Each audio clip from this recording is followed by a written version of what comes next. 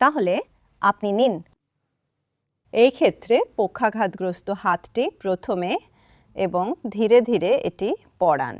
সাবধান থাকতে হবে, কারণ কখনো কখনো এটি সেই পাশে টেনে তুলুন।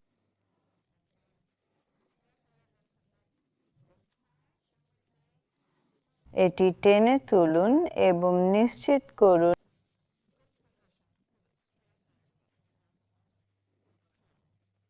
সামনে ঝুঁকে প্রথমে এই হাতটির যত্ন নিন। এখানে আমরা আছি। এখন তার উষ্ণ থাকা উচিত। ও ধন্যবাদ। আমার কলার। আমি ভেবেছিলাম সে শেষ, কিন্তু না, আরেকটি কাজ বাকি। পারফেক্ট ফিনিশের জন্য কালার। এখানে আমরা আছি।